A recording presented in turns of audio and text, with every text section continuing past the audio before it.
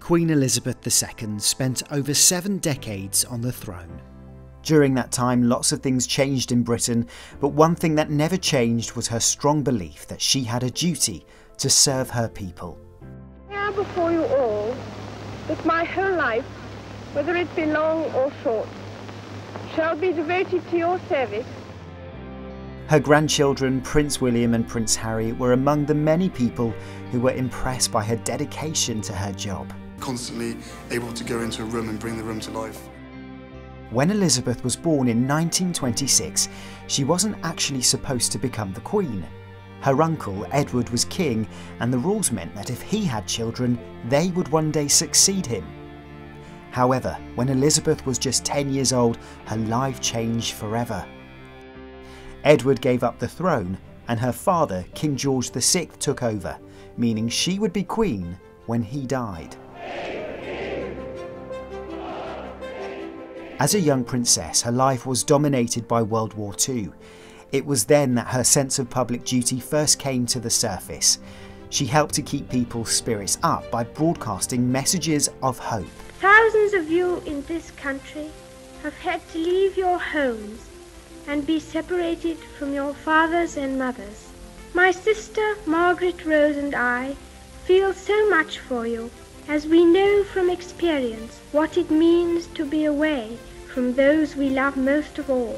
During this time, Princess Elizabeth had also fallen in love with Philip, Prince of Greece. They married in 1947, 2 years after the war had ended, and huge crowds celebrated their wedding around the country. In 1952, her father died and she became Queen. Being the Queen involved lots of responsibilities. She wasn't just the Queen of Great Britain, she was also head of a group of 54 countries, including Australia, India, Jamaica and Canada.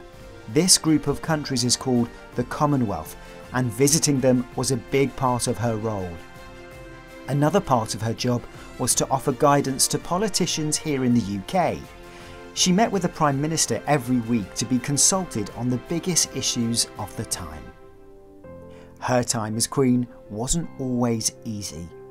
One of the most difficult periods in her reign came in 1997 after the death of Princess Diana, who had been married to her son Prince Charles and was the mother of Princes William and Harry. Princess Diana had been very popular, and when she died there was an outpouring of sadness. Thousands of people left flowers and cards at the gates of Buckingham Palace in London. At the time, the Queen was in Scotland with Prince William and Harry.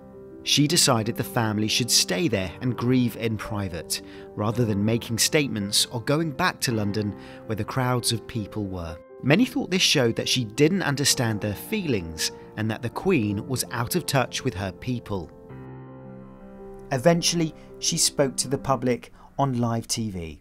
What I say to you now, as your Queen and as a grandmother, I say from my heart.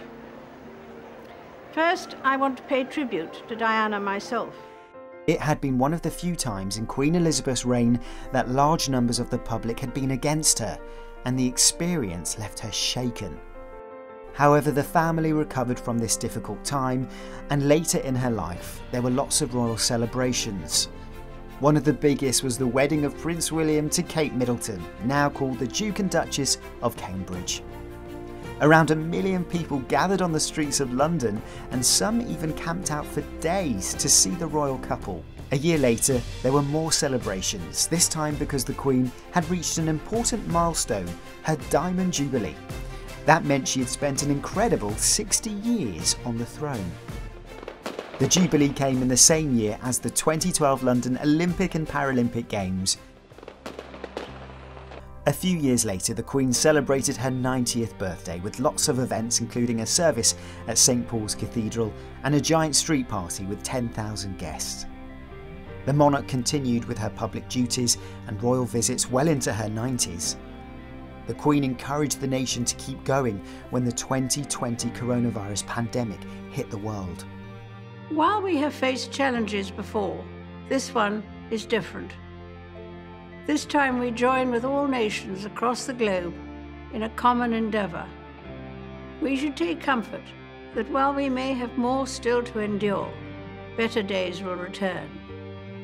We will be with our friends again. We will be with our families again. We will meet again.